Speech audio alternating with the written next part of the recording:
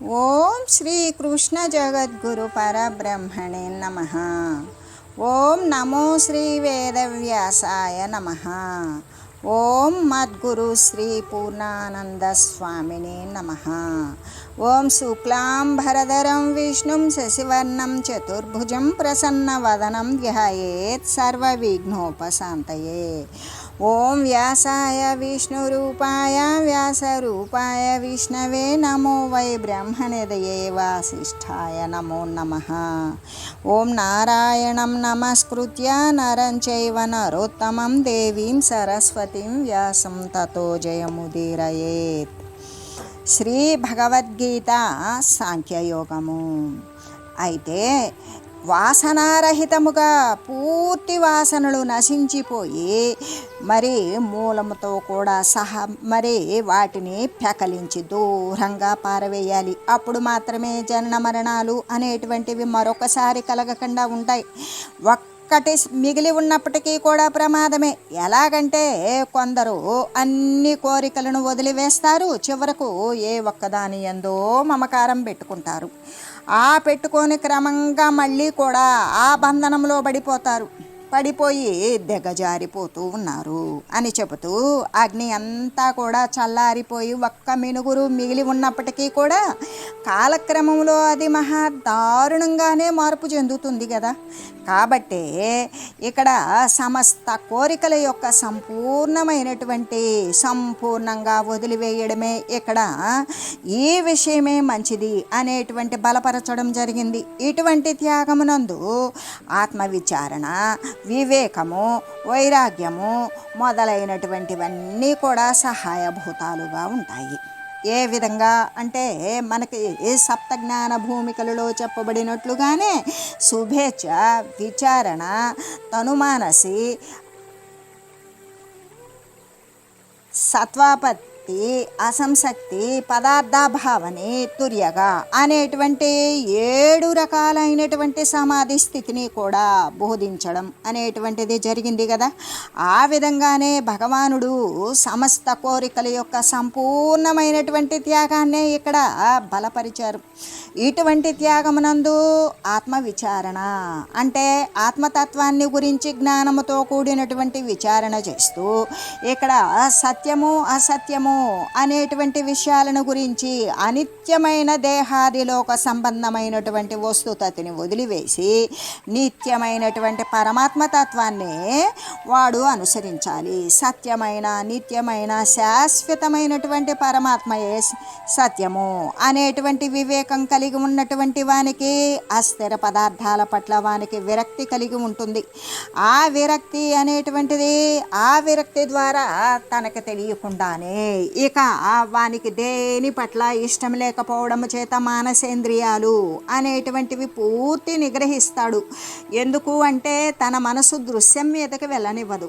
అంతేకాదు తన బుద్ధి ఈ ప్రాపంచిక సంబంధమైన వస్తువుల వైపుకు మళ్ళదు. అయితే ఈ చిత్తము అనేటువంటిది కేవలము సర్వవ్యాపకమైనటువంటి భగవంతుణ్ణి ఎల్లవేళలా కూడా శాశ్వత పదార్థాన్ని చింతన చేస్తూ ఉన్నప్పుడు ఆ అహంకారం కూడా నేను ఆ పరమాత్మ స్వరూపునే అనేటువంటి మానసేంద్రియాలతో, బుద్ధింద్రియాలతో, చింతనలతోటి అహంకార స్వరూపమైనటువంటి ఆ పరమాత్మ తత్వమే నేను అనేటువంటి నేను, నాది అనేటువంటిది నేనే, నేను అనేటువంటిది నేనే. అక్కడ వేరుగా రెండవ వస్తువు అనేటువంటిది లేదు కదా. కాబట్టి అటువంటి శమము, దమము అన్నప్పుడు మానసేంద్రియాలను నిగ్రహించగానే జ్ఞానేంద్రియాలకి స్వేచ్ఛగా విహరించేటువంటి స్థితి లేదు. అది మానసేంద్రియాలు జ్ఞానేంద్రియాలలో చొప్పించినప్పుడు మాత్రమే జ్ఞానేంద్రియాలు కదులుతాయి. అలాగే కర్మేంద్రియాలు కూడా ఈ యొక్క వాక్కు, పాణి, పాద, గుహ్య పాయువులు, శ్రోత్రత్వక్కు, చక్షు, జిహ్వ, ఘ్రాణములు అనేటువంటి జ్ఞానేంద్రియాలు, కర్మేంద్రియాలు ఈ 10 ఇంద్రియాలను కూడా నిగ్రహించగలగడం శమము సాధించినటువంటి వానికి. ఎవడైతే అంతరేంద్రియాలను నిగ్రహించగలుగుతాడో వాడు బాహ్యేంద్రియాలను కోరికలను చాలా సునాయాసంగా నిగ్రహించగలుగుతాడు. ఆ విధంగా శమము దమము. తర్వాత వానికి తీవ్రమైనటువంటి కోరిక పుడుతుంది, పరమాత్మ వస్తువు తప్ప మరొకటి లేదు అనేటువంటి కోరిక ఉన్నప్పుడు ఏదైతే కోరిక కలిగిందో దానికోసం ప్రతి ఒక్కరం ప్రయత్నము ప్రాకులాడటం అనేటువంటిది జరుగుతుంది కదా. ఆ విధంగా తీవ్రమైనటువంటి కోరికతోటి ఉపరతి అంటే ఆ పరమాత్మ తత్వమునందే వాడు క్రీడించడం, ఆనందించడం, పరమాత్మ తప్ప మరొక విషయం లేకపోవడం అనేటువంటిది పూర్తి స్థాయిలో తనను తాను లోక సంబంధమైన, ప్రకృతి సంబంధమైన, పాంచభౌతిక నిర్మితమైనటువంటి దేహాలను కూడా మరిచి ఉంటాడు. అప్పుడు వానికి శ్రద్ధ ఏర్పడుతుంది. ఏమని?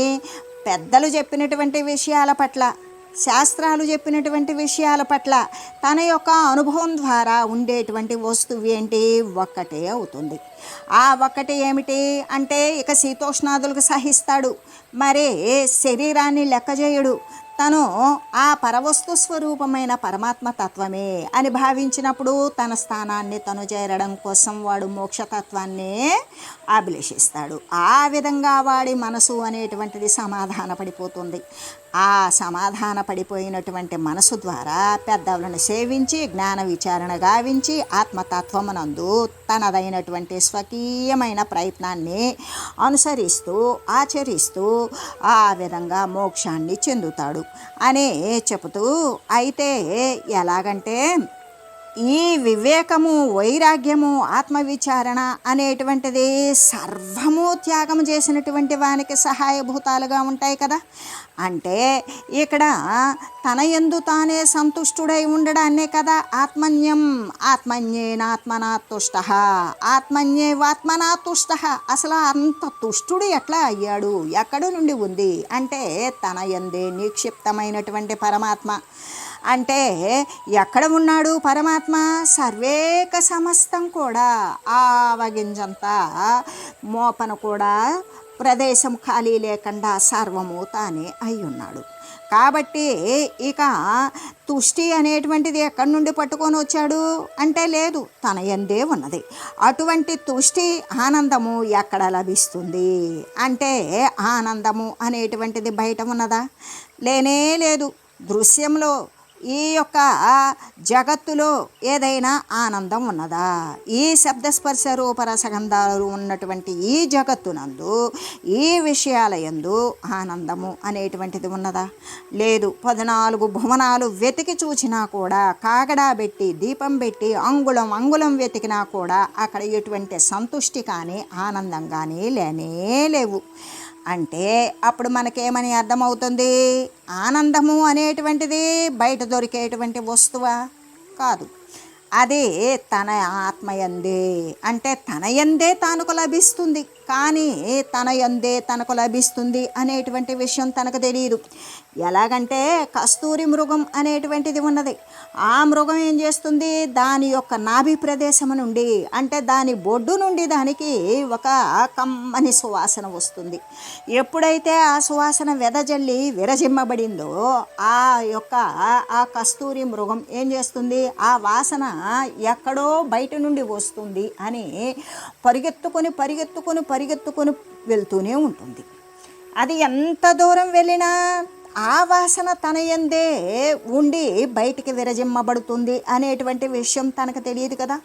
ఎంతో దూరం పరుగులెత్తి పరుగులెత్తి రాత్రింబవళ్ళు కూడా ఆ వాసనకు ఆశించి ఆ వాసన ఎక్కడున్నదో దాని సామీప్యానికి వెళ్ళాలి అని పరుగులెత్తి పరుగులెత్తి అలసిపోయి చివరికి దానికి జవసత్వాలు ఉడిగిపోయి అది తలకాయి మొత్తం కూడా ముడుచుకొని దాని పొట్టలో పెట్టుకొని పడుకుంటుంది అలసటతో. ఎప్పుడైతే దాని పొట్టలోకి కాళ్ళు చేతులు ముడుచుకొని దాని పొట్టలోకి తల పెట్టుకొని పడుకుంటుందో ఆ నాభి కమలంలో నుండి వచ్చేటువంటి వాసనకి అది ఆనందపడిపోతుంది. అంటే ఇప్పటికి ఇంత దూరం ఇలా పరిగెత్తానే కానీ ప్రయోజనం ఏమీ లేదు. ఎందుకు? ఆ వాసన తన నుండే ఉత్పన్నమవుతోంది. అలాగననే అదే కుక్కలు ఉంటాయి. ఆ కుక్కలు ఏం చేస్తాయి? ఎముకలు కొరుకుతూ ఉంటాయి. అసలు ఆ ఎముక అనేటువంటి దానికి ఎన్ని సంవత్సరాల క్రితము మట్టిలో కూరుకుపోయి ఉన్నటువంటి ఎముకలకు మాంసము అనేటువంటిది అంటే ఉండదు. అయినా కూడా ఎముకను కొరుకుతుంది. ఆ ఎముకను కొరకడం ద్వారా ఏమవుతుంది, దాని చెక్కిళ్ళు చిగుళ్ళు మొత్తం కూడా కొట్టుకుపోయి ఆ ఎముక పొడుచుకొని దాని చిగుళ్ళ రక్తం దాని నాలుకకు అంటుతుంది. అలా అంటినప్పుడు ఆ రక్తం యొక్క రుచి చూసి ఆ ఎముకలో నుండే ఈ రక్తం అనేటువంటిది వస్తుంది అని ఆ ఎముకని కొరికి దాని పొళ్ళు చిగుళ్ళు ఇబ్బంది పడిందాక కొరికి అలిసిపోయి వదిలివేస్తుంది. అప్పుడు అది సుఖంగా ఉంటుంది. ఆ విధంగానే ఆత్మతత్వం అనేటువంటిది ఏ పుణ్యక్షేత్రాలలోనూ, ఏ ఆకాశ వాయువుల్లోనూ, లేకపోతే ఏ చీకటి కుహరాలలోనూ, ఏ నూతులు ఎందో కోపాల ఎందో బయట అనేటువంటిది ఎక్కడా లేదు. సంతుష్టి ఆనందము ఎక్కడ ఉన్నది అంటే సర్వవ్యాపకమైనటువంటి పరమాత్మ అన్నప్పుడు కొద్దిపాటి కూడా సూది మొనమోపన సందు లేకుండా సర్వము నిండి నిబిడీకృతమై ఉన్నది అన్నప్పుడు ప్రత్యేకమైనటువంటి ప్రదేశం మళ్ళీ మన కోసం ఉంటుందా? ఉండదు. సర్వము పరమాత్మే నిండి ఉన్నప్పుడు మనం ఎక్కడున్నాం? మనం పరమాత్మలోనే ఉన్నాం. మనమేమై ఉన్నాం? పరమాత్మలమే అయి ఉన్నాం. కానీ పరమాత్మ స్వరూపము అంటే ఎకతాళిగా, ఎకసక్యంగా, అపహాస్యంగా చేసి నవ్వుకుంటాం మనం పరమాత్మ అంట అని. కానీ పరమాత్మ స్వరూపాన్ని పొందేటువంటి సమర్థతను మనం పెంచుకోని కారణము చేత దేహదారులమయ్యి అజ్ఞానముతో నిండిపోయినటువంటి జీవిగానే స్థిరపడిపోయి అనేక దేహ పరంపరలను మనం కొనసాగించుకుంటూ ఉన్నాము. కేవలం అజ్ఞానము అనేటువంటి దానితో మన స్థితి మనకు తెలియనంతసేపు అదే జరుగుతుంది. తనదైనటువంటి సొంత ఇళ్ళు కట్టుకున్నటువంటి వాడికే ఆ అద్దె ఇంట్లో ఉంటాడు. ఆ అద్దె ఇల్లు అనేటువంటి వాడు ఇళ్ళు ఇచ్చిన వాడు నెట్టేసినా వీడే బయటకు పోవాలి, వీడికి ఆ ఇల్లు నచ్చకపోయినా వీడే బయటకు పోవాలి. ఆ విధంగానే అంటే తన సొంత ఇంటికి వెళ్ళేటంత వరకు కూడా వాడికి బాధలు తప్పవు. అలాగే తాను పరమాత్మ వస్తువు అనేటువంటి విషయం తెలియడం అనేటువంటిది అప్పుడప్పుడు వినుకలి చేత శాస్త్రాల ద్వారా మహనీయుల ద్వారా వింటాం. కానీ అది ఎంతవరకు తన మనసుకు పట్టుతుంది? ఆ పట్టినటువంటిది నేను సత్యముగా పరమాత్మ వస్తువునా? అయితే ఎలా అయ్యాను? మరి నేను ఇట్లా శరీరం అనుకున్నాను, పలానా ఏరమ్మ పేరయ్య బిడ్డని అనుకున్నాను, మరి నేను ఈ విధంగా ఉన్నాను. అసలు ఈ శరీరాంతర్గతంగా ఏమున్నది? ఏముంటే ఈ పృథ్వీప్రాయమైన మట్టిప్రాయమైన సర్వేక పంచభూతాలతో నిర్మితమైనటువంటి ఈ వస్తువు కదులుతుంది అంటే పంచభూతాల యొక్క చేతనం వల్ల కదులుతుందా? కాదు. ఎందుకు? పడిపోయినటువంటి ప్రాణం పోయి పడిపోయినటువంటి వాని యొక్క శరీరమునందు కూడా పంచభూతాలు ఉన్నవి.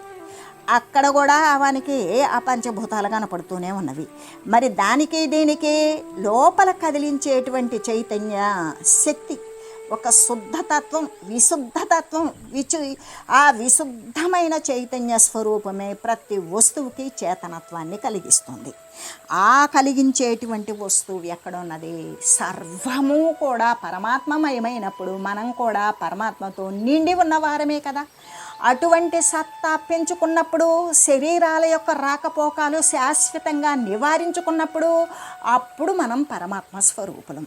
కానీ ఆ పరమాత్మ స్వరూపత్వాన్ని పొందడం కోసం మనం చేయవలసినది ఈ వచ్చిపోయేటువంటివి పుట్టడము, మరి రోగాలు రావడము, ముసలితనం రావడము, అనేక ఇబ్బందులు, మరి పురస్కారాలు, తిరస్కారాలు, సన్మానాలు, అవమానాలు, దీర్ఘమైన రోగాలు, ముసలితనాలు ఇవన్నీ రావడం, శరీరం వదలడం, మళ్ళీ రావడం కేవలం మానవ దేహానికే సరిపోతుందా? అది కాదు. సర్వేక సమస్త ప్రాణికోటికి మొత్తానికి కూడా ఇటువంటివన్నీ కూడా ఈ మార్పులు, వికారాలు అనేటువంటివి ఉన్నవి.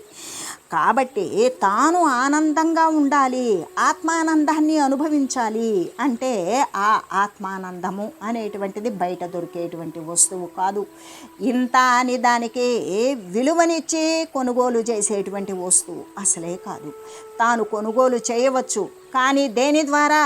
కేవలము తన యొక్క దాసత్వ భావన చేత గురువు యొక్క పాదాలను అంటే పరమ భక్తితో కూడుకొని శ్రద్ధాన్వితుడై వాడు జ్ఞాన విచారణ చేస్తూ ఉన్నప్పుడు మాత్రమే ఆ జ్ఞానం ద్వారా పరమాత్మ తత్వాన్ని తెలుసుకోవాలి. ఆ జ్ఞానాన్ని అనుసరించాలి అంటే జ్ఞానం అంకురించేదాకా కూడా తనదైనటువంటి విచారణ అనేటువంటిది వదలకూడదు. అందుకే సర్వేక సమస్తము కూడా తనకి ఇష్టమైనది అయిష్టమైనది సర్వము కూడా త్యాగం చేయడమే, వదిలివేయడమే. అంటే ఏమీ తినకూడదా, తాగకూడదా, మరి శరీరం ఉంచుకోకూడదా అంటే శరీరం ఉంచుకోవచ్చు, దానికి తగినట్లుగా తినొచ్చు, కానీ రుచులు ఎంచకూడదు. దానికి తగినట్లుగా తాగవచ్చు, ఇది చల్లగా ఉంటుంది, ఇది వేడిగా ఉంటుంది, ఇదైతే బాగుంటుంది, ఇదైతే బాగా ప్రశాంతంగా ఉంటుంది అనేటువంటి వస్తువుల యొక్క రూపభేదాలను, దాని పట్ల వాడికి ఉన్నటువంటి అభిరుచులను తెలియజేసేటువంటి కోరికలు ఏవైతే ఉన్నావో అవన్నీ సంపూర్ణంగా వదిలివేసినప్పుడు మాత్రమే వానికి అటువంటి సమర్థత వస్తుంది. ఎటువంటి సమర్థత? తన యందు ఉన్నటువంటి ఆత్మానందాన్ని తన యందే లభింపజేసుకునేటువంటి సమర్థత వస్తుంది. అది ఎలాగంటే తన మనసులో ఉన్నటువంటి కోరికలు మొదలైనటువంటి మురికి కూపాలు ఏవైతే పేరుకొని ఉన్నావో వాటినన్నింటినీ శుభ్రంగా వదిలివేయాలి. అలా వదిలివేసినప్పుడు ఆ ఇచ్ఛ, కోరిక, వాసన మొదలైనటువంటి మాలిన్యాలు మొత్తం కూడా నశింపజేసుకున్నప్పుడు ఆ ఎల్లప్పుడూ కూడా సర్వము వ్యాపించి ఉన్నటువంటి, అంటే ఇవన్నీ కూడా తొలగించుకుంటే అక్కడ పరమాత్మ అప్పుడు ఉత్పన్నమవుతాడా? కాదు. ఆయన ఎప్పుడూ ఉత్పన్నమయ్యే ఉన్నాడు. ఉత్పన్నమైనటువంటి స్థితిని మనం చూడగలిగినటువంటి స్థితి రావాలి అంటే సర్వేక సమస్తమైనటువంటి కోరికలను కూడా సర్వంగా మూలం కంటా కూడా నశింపజేసుకోవాలి. అలా నశింపజేసుకున్నప్పుడు మాత్రమే వానికి ఆ ఆత్మతత్వంతో ఉన్నటువంటి ఆనంద స్థితి అనేది ఆ జీవునికి అనుభవం అవుతుంది. అది కంటికి కనబడుతుందా? కాదు, కేవలం అనుభవానికి మాత్రమే సిద్ధిస్తుంది. ఇదే కదా వేదాంతంలో ఉన్నటువంటి పట్టు. అసలు కీలకమైనటువంటి విషయం ఏమిటి అంటే ఆత్మానందము అనేటువంటిది బయట దొరికేటువంటిది కాదు, తన యందు తాను లభింపజేసుకునేటువంటిది. దానికో అర్హత ఏంటి? తన యందు ఉన్నటువంటి సంపూర్ణంగా కోరికలు మొత్తం పూర్తి స్థాయిలో వదిలివేయడం. ఈ విధంగా బ్రహ్మానందము అనేటువంటిది ఎక్కడ ఆత్మానందము అనుభవ సిద్ధిని పొందింది అంటే మళ్ళీ బ్రహ్మానందం అంటారేమిటి? ఆత్మానందం వేరు, బ్రహ్మానందం వేరా అంటే ఆ బ్రహ్మమే ఆత్మతత్వము, పరమాత్మ. ఆ పరమాత్మే ఆ యొక్క పరబ్రహ్మము. కాబట్టి ఈ బ్రహ్మానందము అంటే ఈ ఆత్మానందము అనేటువంటిది కొత్తగా వేరొక చోట తయారు చేయించే పదార్థం కాదు, తను చేసుకునేటువంటి పదార్థం కూడా కాదు. ఆ ఆనందము అనేటువంటిది ఒక అకుంఠితమైన ఆనందం, నిరతిశయానందమైన ఆనందం. అక్కడ హెచ్చు తగ్గులు లేకుండా ఎటువంటి తేడాలు లేనటువంటి సమస్థితిలో ఉన్నటువంటి ఆనందం. ఆ ఆనందం అనేటువంటిది సహజంగా తన యందు ఉండనే ఉన్నది కదా. కాబట్టి ఇక అయితే అనాది అజ్ఞానము చేత మరుగుపడి ఉన్నది. మరి ఆ ఆనందం ఉంటే ఎప్పుడూ ఎందుకు బయటికి రావడం లేదు, ఎప్పుడూ ఎందుకు అనుభవానికి అందడం లేదు అంటే అది అనాది అజ్ఞానము చేత. అనాది అంటే ఎప్పుడైతే వీనికి ఆ జ్ఞానము అనేటువంటి దానికి ఆది ఉన్నదా? ఎప్పుడు ప్రారంభమైంది అంటే ఎవ్వరూ చెప్పలేం. ఎందుకు అంటే అనేక జన్మ పరంపరలను తీసుకొని వస్తూ ఉన్నటువంటి జీవునికి ఆ జ్ఞానం ఆవరించింది. అంటే ఎప్పుడు ఆవరించిందని చెప్పాలి? తెలియదు. కానీ దీనికి అంతం ఉన్నదా? ఉన్నది. ఏ విధంగా? ఎప్పుడైతే జ్ఞానం అనేటువంటిది అంకురించిందో ఆ జ్ఞానం అనేది నశించిపోతుంది. కాబట్టి ఆది లేనటువంటి ఆ జ్ఞానము చేత అది మరుగుపరచబడి ఉన్నది. అది ఏ విధంగా? ఒక ఆవరణ దానిని ముసుగు వేసింది. ఆ కప్పివేసినటువంటిది ఆ జ్ఞానం. అయితే మరి ఇప్పుడు ఎలా బయటకు వచ్చింది అంటే ఆ జ్ఞానాన్ని నశింపజేసుకునేటువంటిదే కదా వివేకము. ఏం వివేకము అంటే నిత్యానిత్య వస్తు వివేకము. నిత్యమైనదేమిటి? పరమాత్మ వస్తువు. అనిత్యమైనదేంటి? ఏ శరీరాలు, లోకాలు, దేహాలు, ఇవన్నీ దృశ్యమాన జగత్తు ఏదైతే చూస్తూ ఉన్నామో అది అస్థిరమైనది, వచ్చిపోయే స్థితి కలిగినది, మార్పులకి చేర్పులకి లోనైనది, ఒకనాడు ఉంటే మరొకనాడు లేకుండా పోయేది, క్రొత్తగా ఉత్పన్నమయ్యేది, ఉత్పన్నం ఏదైందో అదే నశించిపోయేటువంటిది. కాబట్టి మరి ఇక్కడ నశించని ఉత్పన్నము కానటువంటి పదార్థము స్వతసిద్ధంగా సర్వవ్యాపకంగా ఏకరసమాత్రంగా సర్వము కూడా సత్తా సామాన్య స్థితిలో సర్వత్రా వ్యాపించి ఉన్నటువంటి పదార్థం ఏంటి అంటే శాశ్వతమైనటువంటి పరబ్రహ్మ స్వరూపం. ఆ పరబ్రహ్మ స్వరూపం అనేటువంటిది మరి అజ్ఞానము చేత ఎప్పుడూ కూడా పరబ్రహ్మ స్వరూపం అనేటువంటిది మరుగునబడి ఉన్నది కదా అని చెప్తాం. ఆ మరుగునబడి ఉన్నటువంటి పరబ్రహ్మ స్వరూపాన్ని తన యందు తానే ఆత్మానందాన్ని బ్రహ్మానందాన్ని పొందాలి అంటే వాడు దేనిని ఊతంగా తీసుకోవాలి? నిత్యానిత్య వస్తు వివేకం. అనిత్యాని శరీరాలు అనేటువంటివి అనిత్యమైనవి. ఆ అనిత్యంలోనే నిత్యమైనది ఒకటి ఉన్నది. ఆ నిత్యమైనది ద్వారానే ఈ అనిత్యమైనది కదులుతోంది. ఈ అనిత్యమైనది లోకాలు దేహాలు, నిత్యమైనది పరమాత్మ స్వరూపం. ఆ పరమాత్మ స్వరూపం ద్వారానే ఈ యొక్క జడప్రాయమైనటువంటి దేహాదులకు కదలికలు నిత్యమైన ద్వారానే అనిత్యమైనటువంటివి కదులుతున్నవి. అయితే అప్పుడు నిత్యముగానే ఉంటుంది, అదెప్పటికీ కూడా గోచరమయ్యేటువంటిది కాదు. ఆ విధంగా అనిత్యమైనవి వస్తూ ఉంటాయి, పోతూ ఉంటాయి, వస్తూ ఉంటాయి, పోతూ ఉంటాయి. కాబట్టి ఈ అనిత్యమైనటువంటి వస్తువును గురించి ఎప్పుడైతే తెలుసుకున్నాడో ఆ తెలుసుకోవడానికి మరి నిత్యమైనటువంటి వస్తుతత్వాన్ని గురించి తెలియాలి. ఎప్పుడైతే నిత్యతత్వమైనటువంటి శాశ్వత వస్తువైన పరమాత్మతత్వాన్ని గురించి తెలిసిందో అనిత్య వస్తువును ఆవలికి నెట్టివేస్తాడు. లేనిదిగానే చూస్తాడు. ఇంకా మళ్ళీ దాని గురించి మరో ఆలోచన చేయడు. దాని ద్వారా ఎప్పుడైతే లేని దాని పట్ల విరక్తి కలిగి వైరాగ్యంతో ఉంటాడో అక్కడ కలిగినటువంటి విరక్తి ఇంకొక చోట అనురక్తిగా మారుతుంది. అదే పరమాత్మ స్వరూపం. ఆ పరమాత్మ వస్తువే నేనైనప్పుడు పనికిమాలినటువంటి ప్రాపంచిక సంబంధమైన వస్తువు నేను ఎందుకు ఆసరా చేసుకుంటున్నాను అనేటువంటి విరక్తి కలిగి ఉంటుంది. ఆ యొక్క వివేకము చేత, ఆ యొక్క విరక్తి చేత మనసుకు పట్టి ఉన్నటువంటి ఆ కోరికలు అనబడేటువంటి ఏ బూజు అయితే ఉంటుందో ఆ బూజును తుడిచివేస్తారు.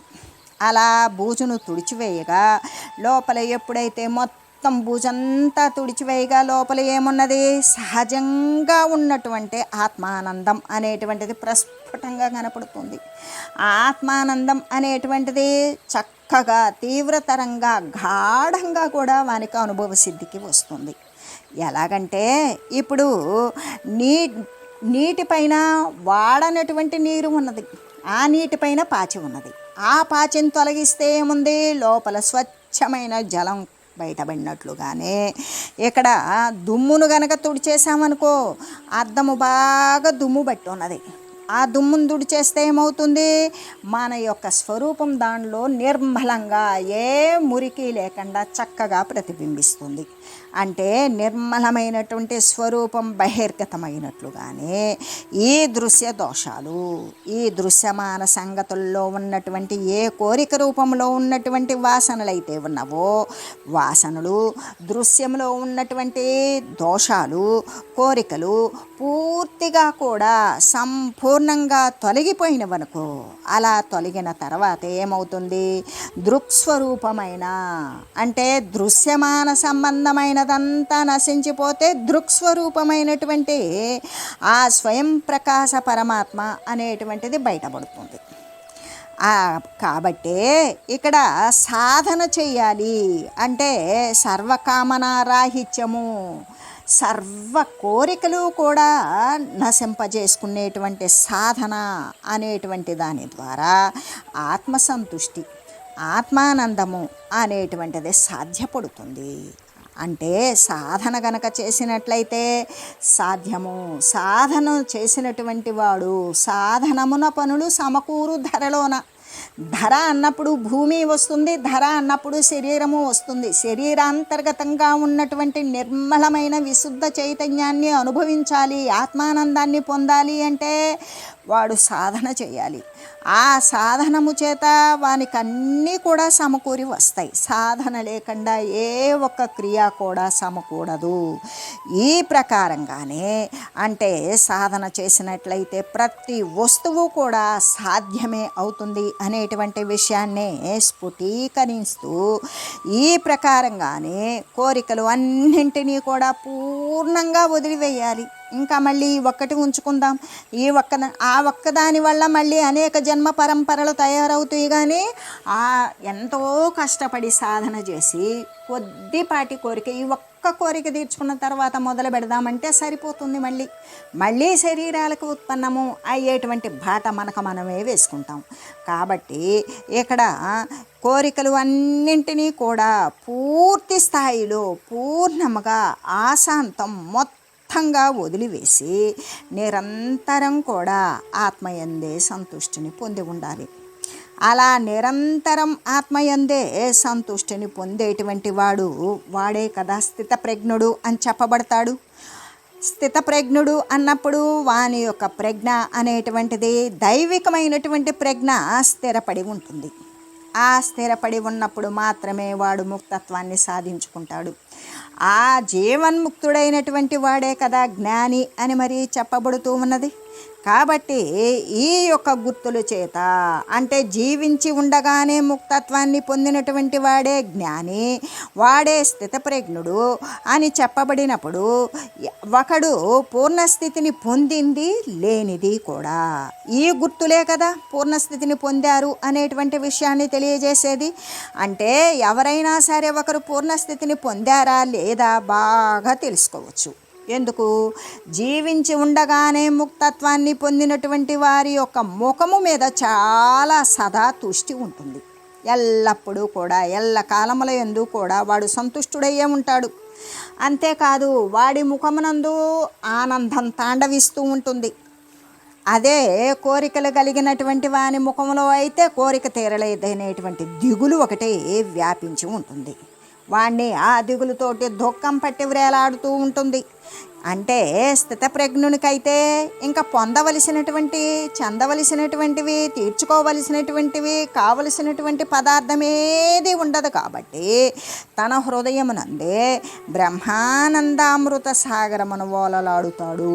ఇదే కదా స్థితప్రజ్ఞుడికి జీవన్ముక్తుడికి జ్ఞానికి అనేటువంటి వాడు ఎలా ఉంటాడు అని తెలుసుకోవడానికి గురుతు అని చెబుతూ ఓం మంగళం పావన గీతామాత జయ మంగళం భక్తజనావని బంధ విమోచని భవభయహారిణి భవ్యదాయిని మంగళం.